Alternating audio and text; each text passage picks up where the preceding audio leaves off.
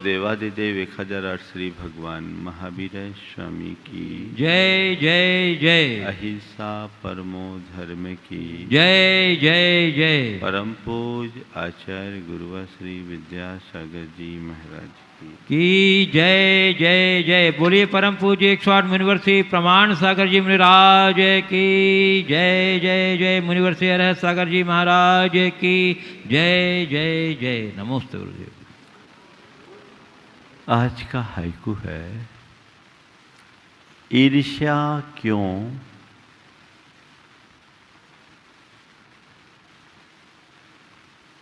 ईर्ष्या तो बड़ों से हो, छोटा क्यों बनूं? ईर्ष्या क्यों? ईर्ष्या तो बड़ों से हो, छोटा क्यों बनूं? बड़ा गहरा संदेश है गुरुदेव का। ईर्ष्या मनुष्य की एक बहुत बड़ी दुर्बलता है और एक बुरी दुर्वृत्ति। हीनाधिक रूप में प्राय हर मनुष्य किसी न किसी प्रकार से ईर्ष्या का शिकार होता है। या तो उसके हृदय में ईर्ष्या की आग विदग्ध होती है, या वो किसी के ईर्ष्या का शिकार बन जाता है। ईर्ष्या बहुत बड़ी दुर्बलता है जो हमारे जीवन के आंतरिक ऐश्वर्य को लील जाती है। जब मनुष्य के हृदय में ईर्ष्या की आग जलती है तो उसके भीतर के समस्त सद्गुण उसमें स्वाहा हो जाते हैं। गुरुदेव ने बहुत ही सही बात कही है कि ईर्ष्या क्यों? ईर्ष्या तो बड़ों से होती है, छोटा क्यों बनूं? हमेशा किसके प्रति ईर्ष्या या जलन की भावना होती है? आपने कभी महसूस किया? हमसे कोई आगे बढ़ता दिखता है तो उसे देख करके मन में जलन होती है। इसका मतलब आपने अपने आप को छोटा महसूस किया ना। काश मनुष्य अपने आप को परिपूर्ण मानना शुरू कर दे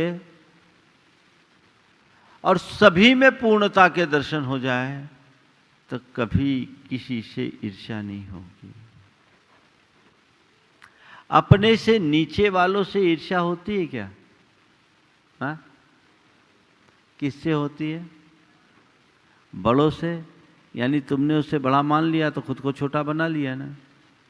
छोटा ही नहीं बनाया, खोटा भी बनाया। काश जीवन की सच्चाई को जानते होते तो हमारी दिशा और दशा सब बदल गई होती। आज 4 बातें ईर्ष्या के संबंध में करूंगा। सबसे पहले ईर्ष्या का लक्षण, दूसरे नंबर में ईर्ष्या के कारण, तीसरे नंबर में ईर्ष्या का परिणाम और चौथे नंबर में ईर्ष्या का निवारण। लक्षण, कारण, परिणाम और निवारण। शुरू करते हैं लक्षण से।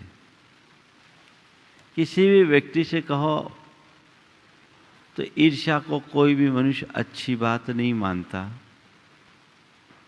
वो कहेगा कि मेरे अंदर तो कभी किसी के प्रति कोई ईर्ष्या का भाव ही नहीं होता, मैं जलन कुलन तो रखता ही नहीं। बहुत अच्छी बात है, रखना भी नहीं चाहिए। चलिए देख लीजिए, अगर कोई बीमारी है तो उसका पता उसके लक्षण से ही होता है। क्या सिम्टम्स है उसके आधार पर व्यक्ति के भीतर पलने वाली बीमारी का आकलन किया जाता है। आज आपके अंदर ये ईर्ष्या की महाबीमारी है जो जन्म जन्मांतरों से पनपती है और अंदर ही अंदर हमारे लिए भस्मसात कर रही है। उस बीमारी का लक्षण 4 लक्षण है। किसी की प्रगति को न देख पाना, नंबर 1। नंबर 2, किसी की प्रशंसा को न सह पाना। नंबर 3, अपनी अयोग्यता और अपात्रता की अनदेखी कर सामने वाले पर दोषारोपण करना। और नंबर 4, व्यर्थ में ही जलना कुढ़ना। पहला लक्षण क्या? किसी की प्रगति को न देख पाना। अपने मन से पूछो,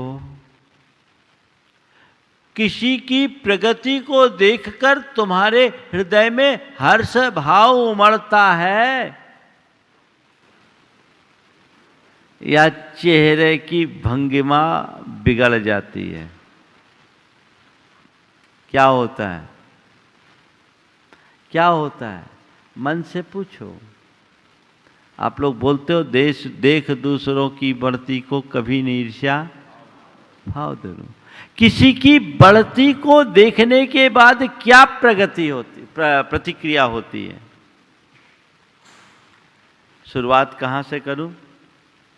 घर से। घर से ही शुरुआत करो। अगर तुम्हारा भाई तुमसे आगे बढ़ रहा है, मन में क्या आता है? अच्छा है मेरा भाई बढ़ गया। निश्चित तुम्हारे हृदय में भाई के प्रति प्रेम होगा, तो भाई को बढ़ते देखकर तुम्हारा हृदय हर्ष से भर उठेगा। और यदि ईर्ष्या होगी तो उसको बढ़ता देखकर तुम भीतर से जल उठोगे। अरे बहुत आगे बढ़ गया, बढ़ा वो नींद तुम्हारी जाएगी।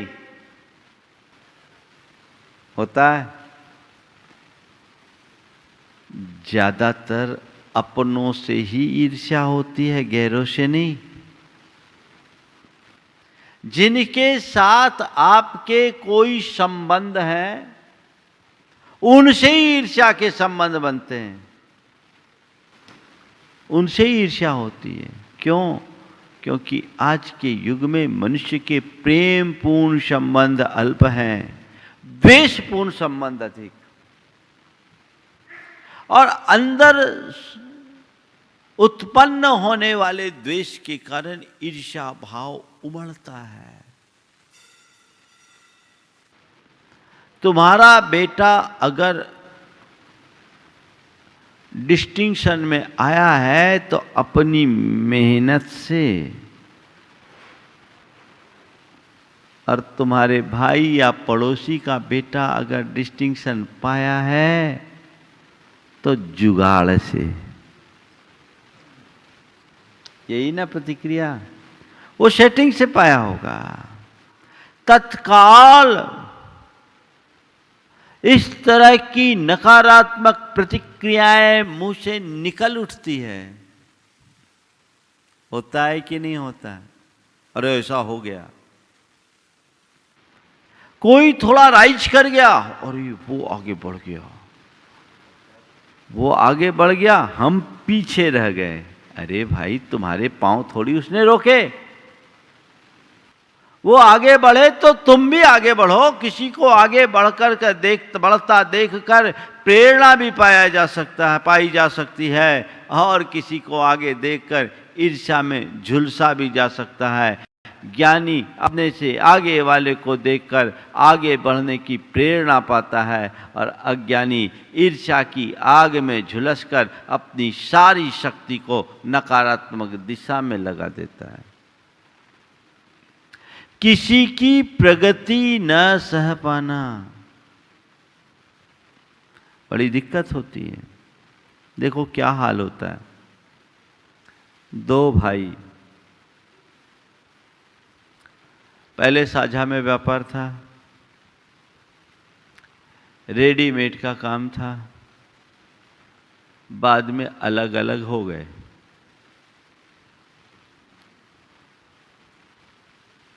छोटे भाई ने जैसा कहा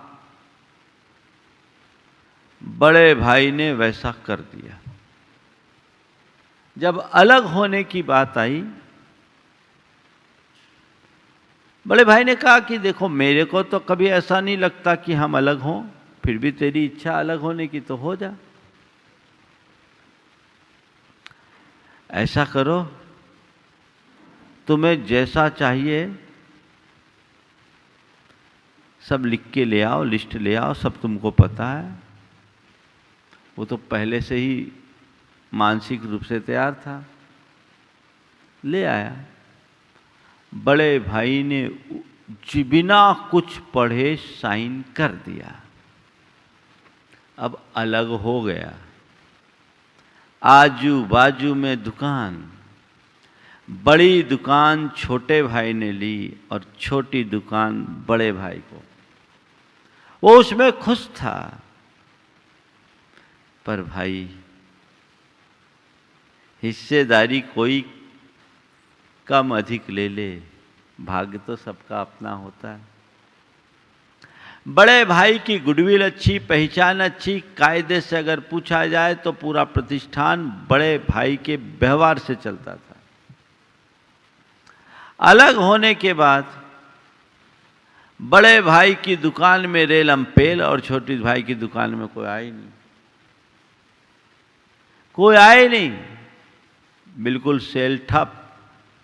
और बड़े भाई का एकदम एक तरफा चले।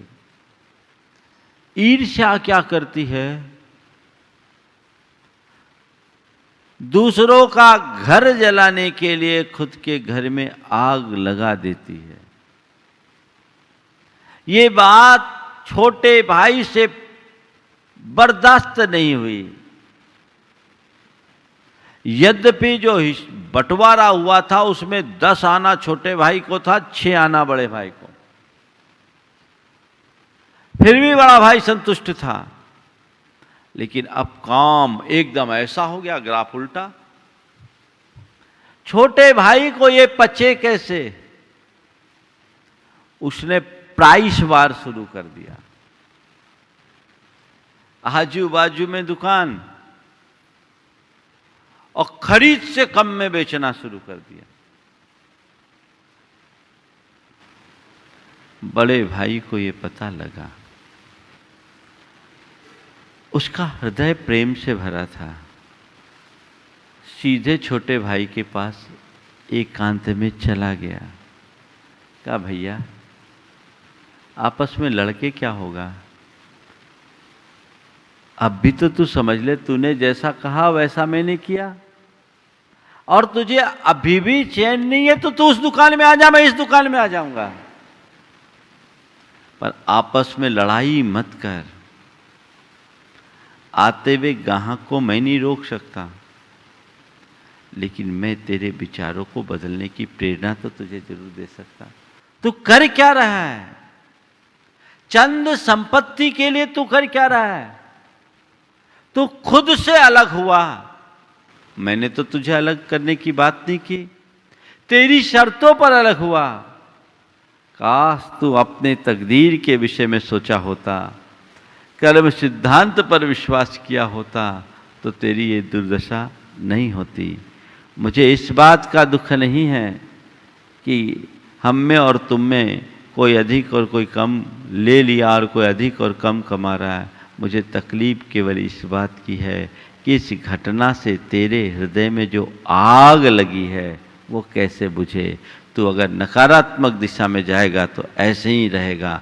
एक काम कर, मैं तेरे को साथ देता हूँ, तू कपड़े का काम कर, मैं अपना दूसरा काम करता हूँ, ताकि हम दोनों के बीच ईर्ष्या का कभी सवाल ही उत्पन्न न हो। मुझे अपने भाग्य पर भरोसा है।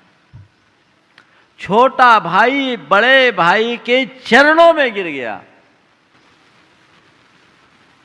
ये कोई किस्सा नहीं सुना रहा, मैं तो ऐसी किस्सा सुनाता नहीं, नाम इसलिए नहीं लेता कि लोगों को दिक्कत होगी। छोटा भाई बड़े भाई के चरणों में गिर गया कि भैया आप इतने महान हो, मैंने कभी सोचा नहीं। हृदय यदि प्रेम से भरा हो तो किसी के प्रति ईर्ष्या नहीं पनपेगी, और कोई ईर्ष्यालु भी होगा तो उसका हृदय परिवर्तित कर देगा। अपने मन को पलट करके देखो कि दूसरे की प्रगति को देखकर तुम्हारे मन में क्या मनोभाव आता है। पचता है? उसकी प्रगति पचती है या नहीं? देवरानी मायके गई और लौट कर आई तो उसे मोतियों की हार मिली। मोतियों का हार, बहुत कीमती बसई के मोती थे। जेठानी ने देखे तो अंदर ही अंदर जल गई। जल गई। अपने मुंह से कृत्रिम प्रेम प्रकट करते हुए उसने देवरानी से कहा कि अरे बहन, दिखा तू अपना हार, मुझे दिखा। आजकल बहुत गड़बड़ होता है, लोग नकली मोती पकड़ा देते हैं, तो मुझे दिखा, मैं उसे अपने दांत से चबा कर देखती हूं। नकली होंगे तो टूट जाएंगे, असली होंगे तो ठीक रहेंगे। नकली मोती होंगे तो टूट जाएंगे, असली होंगे तो सुरक्षित रहेंगे। देवरानी ने जेठानी के मनोभाव को ताड़ दिया और कहा ठीक है, रहने दे दीदी, क्योंकि असली मोती की परीक्षा के लिए दांत भी असली चाहिए, है ना। असली मोती की परीक्षा के लिए दांत भी असली चाहिए। हमेशा एक सूत्र अपनाओ और अपना पहले परीक्षण करो कि मुझे किसी की प्रगति पच पा रही है या नहीं। अगर किसी की प्रगति को मैं नहीं सह पा रहा हूं तो ये मान कर चलना, मेरे भीतर ईर्ष्या की आग धधक रही है। आगे चलूं, पूरी बातें करनी है। दूसरा लक्षण, किसी की प्रशंसा को न सह पाना। अब बोलो, तुम्हारे सामने यदि कोई किसी की प्रशंसा करता है, तुम्हारे मन में क्या भाव आता है? प्रसन्नता का, या अंदर ही अंदर जलन होती है? क्या होता है? बहुत कम ऐसे लोग होते हैं जो अपनों की प्रशंसा से प्रसन्न होते हैं।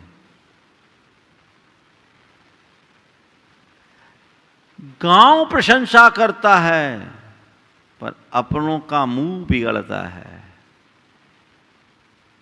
होता है? ये किस बात का द्योतक है? ये अंदर में धधक रही ईर्ष्या का धुआं है। वो ईर्ष्या भाव, किसी की प्रशंसा को न सह पाना, बड़ा खतरनाक होता है। अच्छे अच्छे लोग,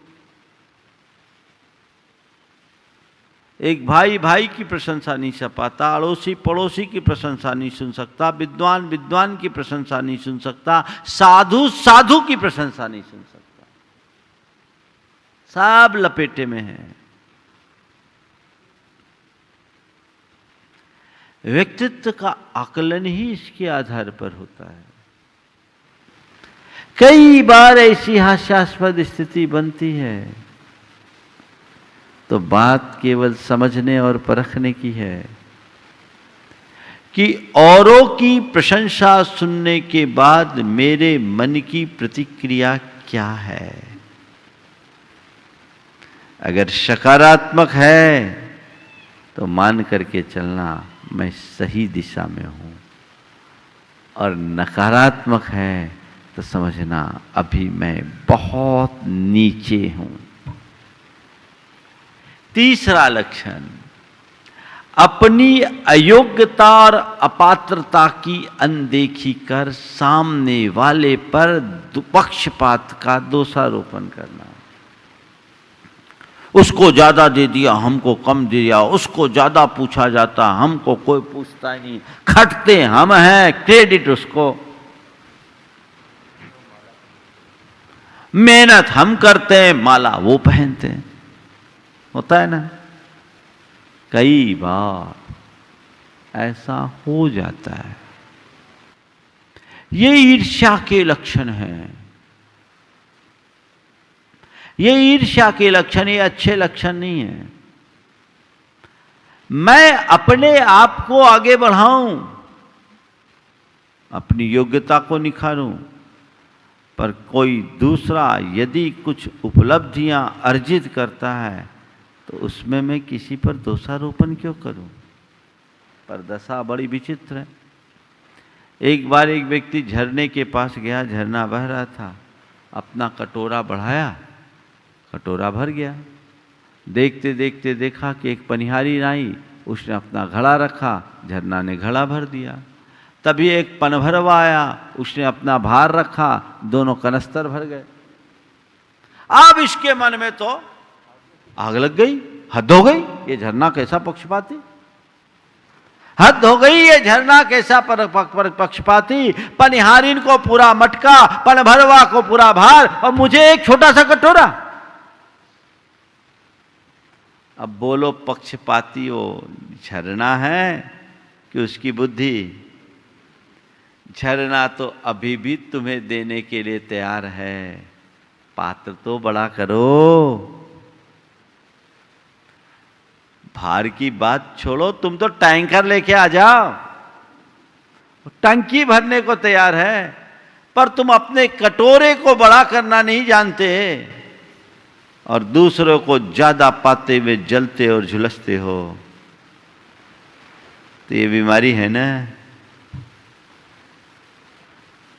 तीसरा, चौथा लक्षण, व्यर्थ में ही जलना कुड़ना कईयों को स्वभाव बन जाता है। एक दूसरों को की प्रगति देख के दुबले हो जाते हैं, अपने आप जलते बुलते हैं। होता है। एक बुढ़िया दिनों दिन क्षीण होते जा रही थी, वृद्धावस्था थी, शरीर क्षीण, चेकअप कराए तो कुछ निकले ही नहीं।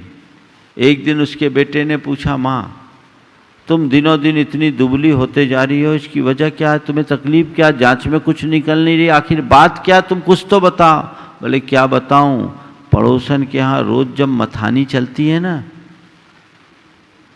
पड़ोसन के यहाँ जब रोज मथानी चलती है ना, तो मुझे ऐसा लगता है वो मथानी मेरी छाती पे चल रही है। उनके घर में इतना घी दूध है, हमारे घर में घी दूध क्यों नहीं। अब बोलो, ऐसे का भगवान भी भला करेंगे क्या।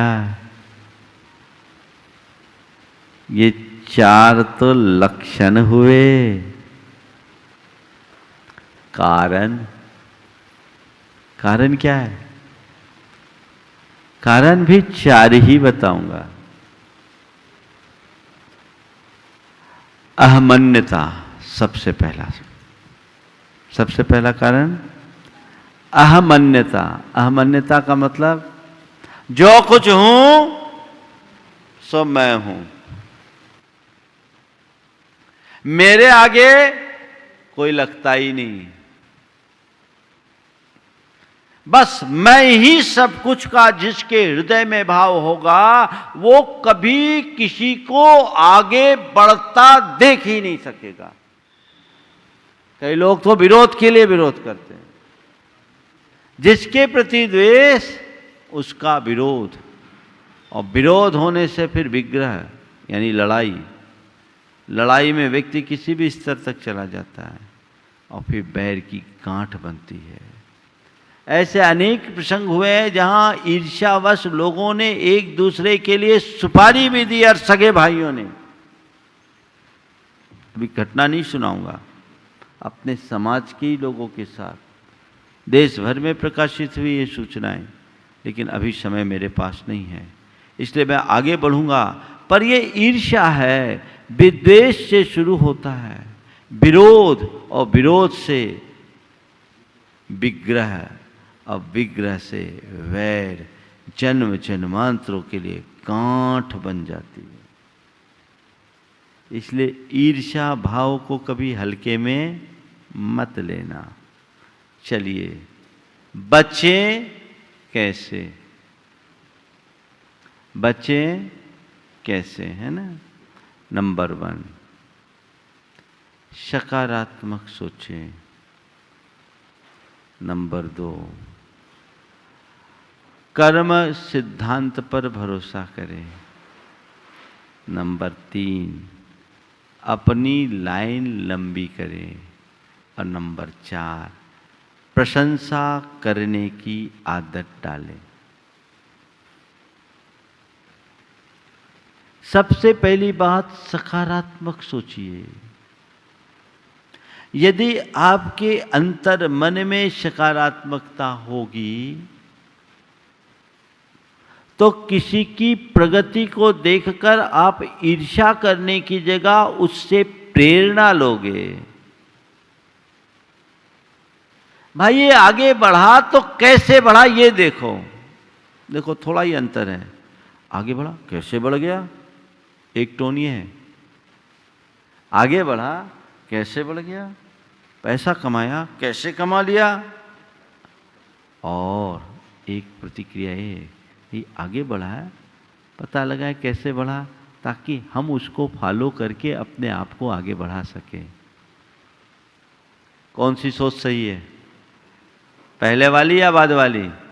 हाँ, सेकेंड ना महाराज, सेकेंड है। हम तो नंबर 1 का काम करते हैं, नंबर 2 का काम तो आप ही लोग बोलते गलत है ना। इसलिए प्रतिक्रिया क्या है, प्रायः नकारात्मक। देखो एक सिद्धांत की बात करते हैं।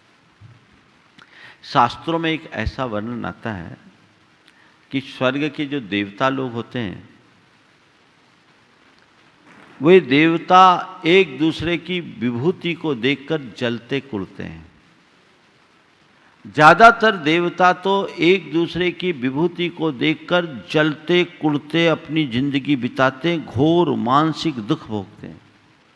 लेकिन उनमें से कुछ देवता ऐसे होते हैं जो इसको देखकर आत्मसमीक्षा करते हैं। ये देवता मुझसे ज्यादा वैभवशाली, उसके पीछे वजह क्या है? सद्धर्म का आचरण, आत्मदृष्टि, भेद विज्ञान, मोक्ष मार्ग का अनुवर्तन। मैं पापी रहा, मैं भोगी रहा, मैं अपने आत्मा को नहीं जाना, मैं मिथ्या दृष्टि बना रहा। इसके कारण आज देवता तो बना, लेकिन इस हीन दशा में काश मैंने सही मार्ग को अपनाया होता तो मेरा भी जीवन का उद्धार हो गया होता। स्वर्ग क्या, मैं तो मोक्ष का अधिकारी बन गया होता। इस प्रतिक्रिया का परिणाम क्या होता है पता है? उन्हें सम्यक दर्शन हो जाता है। एक की प्रगति को देखकर एक जल रहा है और दूसरे के हृदय में दीप जल रहा है, सम्यक की ज्योति जल रही है। तो सकारात्मक सोचो, किसी को आगे बढ़ता देखकर उससे जलने और कुड़ने की जगह उसका रास्ता खोजो। वो आज आगे बढ़ा है तो मैं भी बढ़ सकता हूं, प्रेरणा लो। प्रतिद्वंदी मत बनो, ईर्ष्या मत करो, सकारात्मक सोचो। आगे बढ़ने का यही एक मार्ग है। जीवन में वे ही सफल हुए हैं जिन्होंने दूसरों से प्रेरणा ली, उसे अपना आदर्श बनाया। आदर्श बनाओगे आगे बढ़ोगे, और उसको टारगेट बनाओगे तो प्रतिद्वंदी बन जाएगा, तुम्हारी सारी शक्ति उसको पीछे करने में लग जाएगी। ऐसा कभी ना करे। दूसरी बात, कर्म सिद्धांत पर विश्वास। संसार के जितने भी संयोग है वे सब के सब कर्माधीन हैं। किसी के पास उपलब्धियों का अंबार है तो वो उनके भाग्य से, और किसी के पास परेशानियां और संकट हैं तो उसके कर्म से। दिन सबके बनते बदलते हैं, अच्छे भी आते हैं बुरे भी आते हैं, न अच्छे दिन स्थायी हैं न बुरे दिन स्थायी है। कर्म के ऊपर विश्वास। क्यों ईर्ष्या होगा? अगर कोई आगे बढ़ा है तो अपने भाग्य से बढ़ा है, और कोई पीछे छूटा है तो वो अपनी करनी से छूटा है। मैं उसमें ईर्ष्या का भाव क्यों करूं? ऐसा मनोभाव अंतर में जागृत होना चाहिए। तीसरी बात, अपनी लाइन लंबी करो। अपनी शक्ति को दूसरों की लाइन छोटी करने में मत खपाओ। खुद को आगे बढ़ाने में ताकत लगाओ। दूसरों को पीछे करने की शक्ति मत लगाओ। मैं आगे बढ़ूं यह भाव होना चाहिए, पर कोई सब मुझसे पीछे रह जाए ये मनोभाव कभी मत रखो। मेरा अपना जो टारगेट है मुझे उसे अचीव करना है। मैं अपने अंतिम सीमा तक आगे बढ़ूं। तुम्हें स्वतंत्रता है, सबको बढ़ना चाहिए, लेकिन किसी को पीछा करने का क्यों सोचते हो? ये पीछे रह जाए ऐसा क्यों सोचते हो? पीछे करने की कोशिश करने वाले लोग खुद पिछड़ जाते हैं। मुझे पीछे नहीं, किसी को पीछे नहीं करना, खुद को आगे बढ़ना है, बढ़ाना है। देखो, दो प्रकार के प्राणी हैं, मछली और केकड़ा। दोनों पानी में रहते हैं, लेकिन दोनों की वृत्ति में बड़ा अंतर है। एक मछली दूसरी मछली को क्रॉस करके आगे बढ़ जाती है, पीछे वाली मछली को कोई फिक्र नहीं होती, वो अपनी गति से चलती है और आगे वाली मछली अपनी गति से। लेकिन केकड़ा,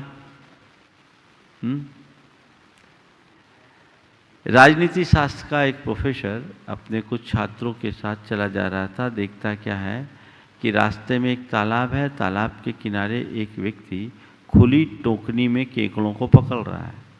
छात्रों को बड़ा अटपटा लगा, बोला सर इसकी मेहनत तो खराब होगी। क्यों? बोले तालाब के किनारे इसकी टोकनी है, टोकनी खुली है, ये मेहनत से मैं केकड़ों को पकड़ रहा है, और केकड़े आएंगे और उछल करके एक छलांग लगाए तो पानी में चले जाएंगे, इसके सारी मेहनत पानी में चले जाएगी। बोले तुझे नहीं मालूम ये केकड़े जन्मजात राजनीतिज्ञ हैं, पैदाइशी राजनीतिज्ञ हैं। ये केकड़े हैं, ये जन्मजात राजनीतिज्ञ हैं, पैदाइशी राजनीतिज्ञ है। बोले क्या? बोले केकड़े पानी में जा ही नहीं सकते। बोले क्यों? बोले एक केकड़ा ऊपर जाएगा उसके पहले 5 उसके टांग खींच देंगे तो टोकनी में रहेंगे। आज केकड़ों की भरमार है, वो अपनी शक्ति दूसरों की टांग खींचने में लगाते हैं।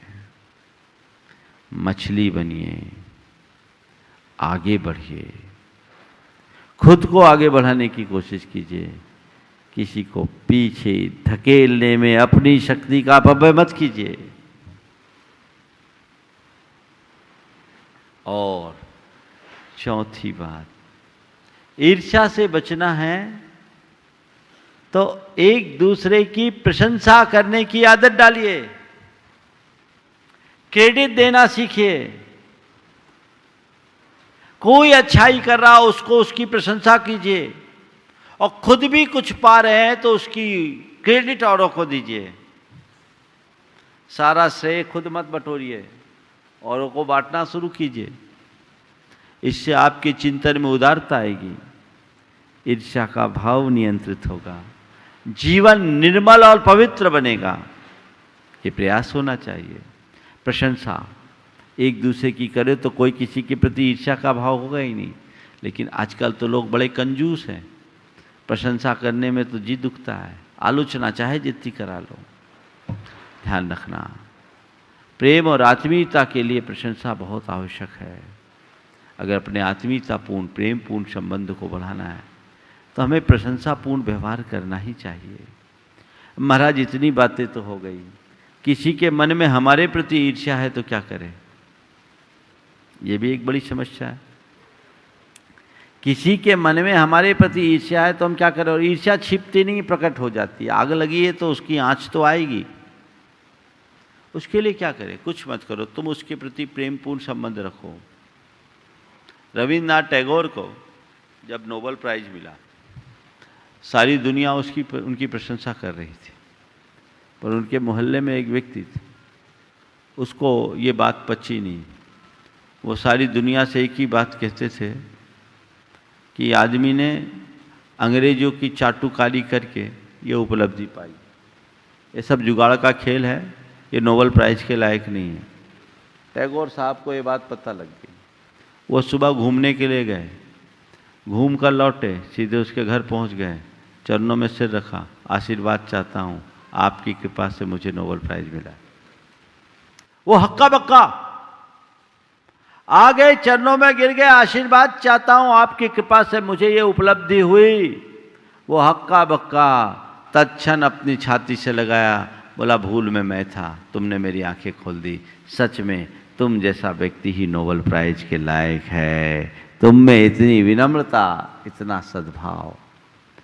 अगर हमें ऐसा लगता है कि सामने वाले के मन में ईर्ष्या है, एक बार जाकर अपनी स्थिति को स्पष्ट कर दो, रास्ता खुल सकता है। और यदि ये भी संभव नहीं है तो भावना योग करो, मेरे मन में उनके प्रति प्रेम है, उनका मुझ पर प्रेम हो, मैं उनसे प्रेम करता हूँ, वो भी मुझसे प्रेम करे, मैं उससे प्रेम करता हूँ, वो भी मुझसे प्रेम करे, वो मेरा प्रेमी है, मैं उसका प्रेमी, वो मेरा प्रेमी है, वो मैं उसका प्रेमी। ये कमांड बार बार दोहराओ। अंदर से क्षमा मांगो, मैं उनसे क्षमा मांगता हूँ, वो भी मुझे क्षमा करे, वे मेरे मित्र हैं, मैं उनका मित्र हूँ। ये कमांड डालते डालते ऐसा हो सकता है कि सामने वाले का हृदय परिवर्तित हो जाए। और ऐसा कई लोगों ने किया है। कई लोगों ने, जिनने लंबे समय तक इसका प्रयोग किया है, उन्होंने ऐसा किया है तो जीवन में एक बड़ा बदलाव घटित हुआ है। तो ऐसा बदलाव सबके जीवन में घटित हो तो गुरुदेव की बात सार्थक हो जाएगी। ईर्ष्या क्यों हो?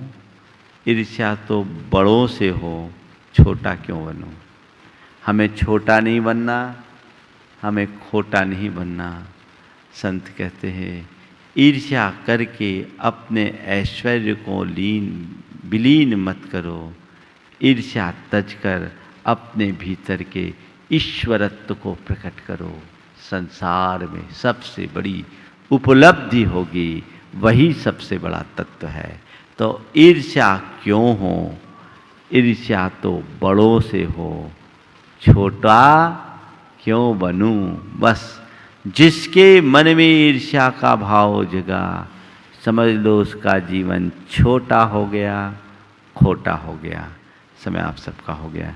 जय बोलो परम पूज्य आचार्य गुरुवर श्री विद्यासागर जी।